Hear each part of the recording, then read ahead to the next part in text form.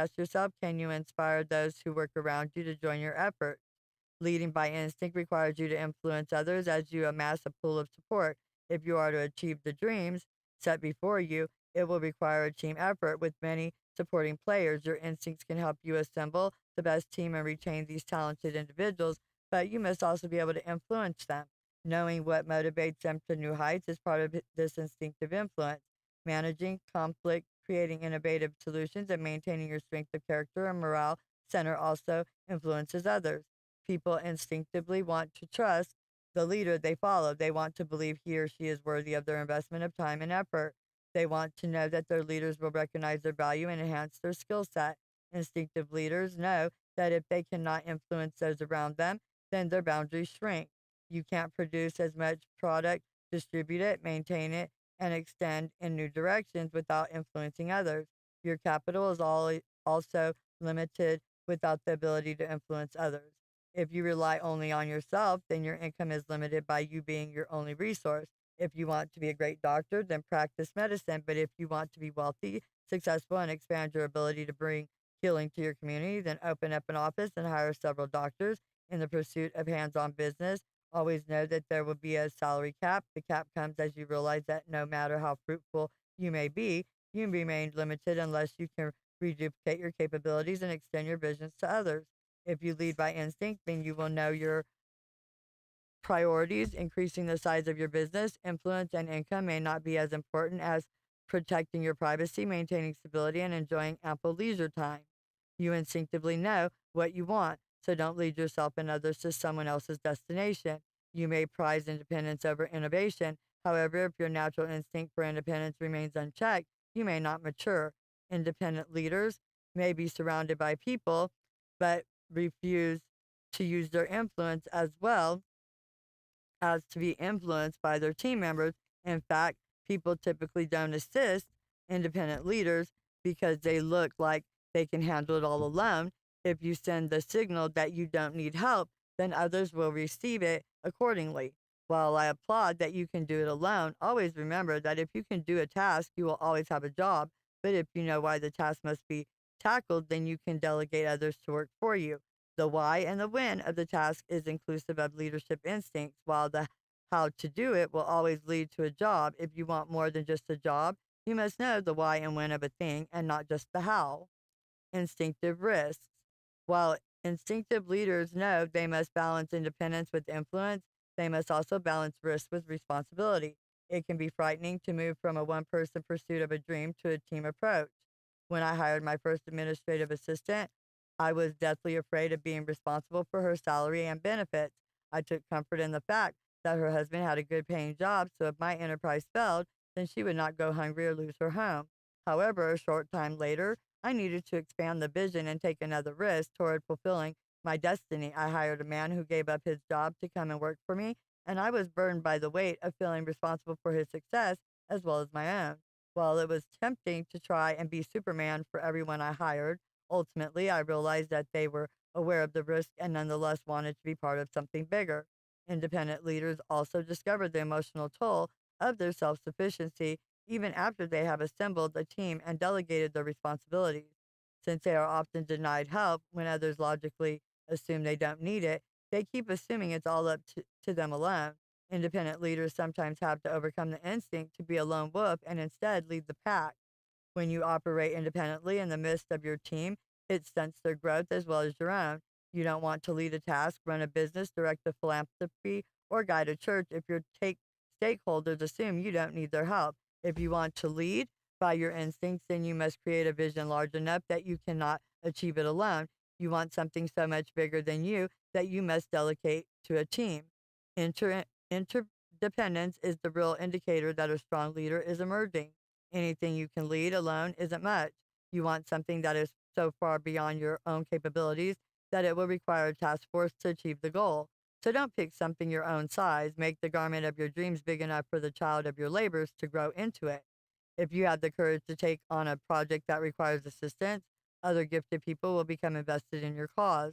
I found that people are much more willing to galvanize around a mission and not just the man. Inspirational leaders ignite a spark within us that compels us to be part of the blaze they are lighting.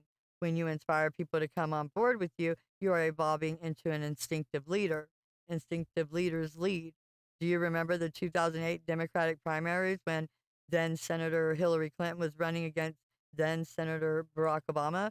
It was certainly a memorable race. The ratings on the networks were sky high, and the entire world was watching as our nation conducted an ongoing conversation about who should hold the Oval Office.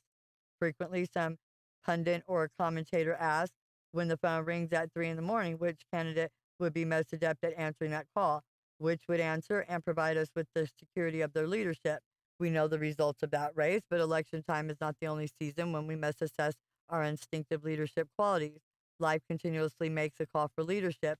This call is often a cause, ringing through a problem, need, or conflict. Others say someone should do something, while leaders are always already doing it.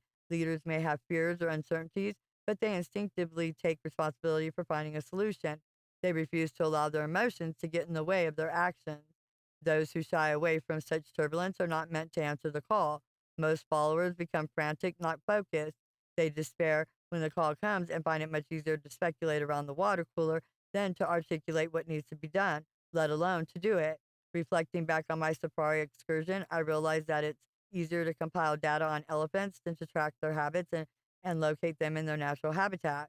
Leaders don't sidestep the challenge, but get in lockstep with it. They are motivated by finding a way through the challenge by creating a win win for all stakeholders and by using their influence for increased efficiency. The challenges you're facing right now can usher you into a new level of instinctive leadership. The way you respond to the trials of life will reveal what you're made of. You instinctively know you can lead in the jungles in which you find yourself. Don't allow the criticism of others or the distractions of the urgent to deter you from your destiny. Instinctive leaders know that they must keep their identity, purpose, and passion before them in order to navigate successfully through the mazes and minefields. Several years ago, when I was taking media training, an instructor told me there's no such thing as a bad question. The only thing that matters in media is the response, not the question. I quickly learned that most journalists ask questions, but they only print answers. The question isn't as newsworthy as the answer. In the same way that a journalist question pales in significance to the response the interviewee gives, the same is true for this call of opportunity. Life is placing a demand on you. The demand isn't as significant as your purpose. The demands of life don't matter nearly as much as your response.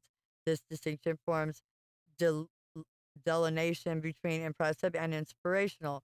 How will you respond to the challenge in your life right now? Will you merely acquiesce to the issues, succumb to the avoidance of opportunity, or will you chart your course, stabilize your process, and organize your assets as you take on the challenge before you? When opportunity calls, instinctive leaders answer every time. From obstacles to opportunities. For years, I've believed that God usually promotes us to our level of tolerance for pain. So when you whine about being overwhelmed and unable to inspire others to join you, in essence, you're saying, don't take me any higher. I can't handle any more.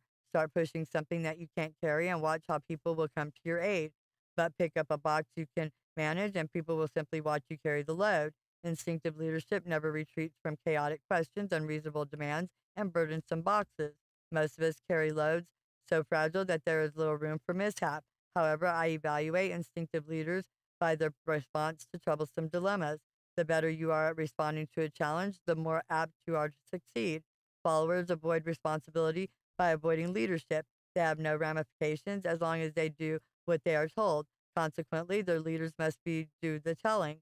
Similarly, a follower obeys directives responsibly but rarely takes the initiative to be proactive or to embrace the challenge head on. Instinctive leaders set the trend.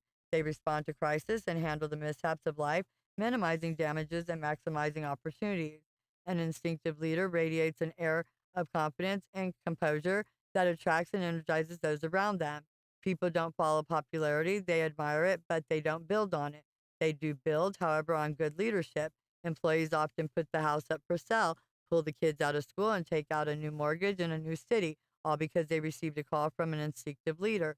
Since good followers count on sharing a larger vision, a leader without a strategy is like go, going joyriding in a car without steering. People don't feel safe following someone who doesn't think ahead, creating an enticing vision of success and yet planning for problems. Instinctive leaders manage the dismal, the distracted, and the dangerous. They view these impositions and oppositions as opportunities to test their strength, exercise their talent, and expand their vision. It is stressful but rewarding, tiring yet tempting. Instinctive leadership finds accomplishment in its ability to navigate a response to challenges by proactive and reactive reasoning. Life will bring challenges. Try all you want to avoid trouble, but you're liable to run into a tornado when running away from a windstorm.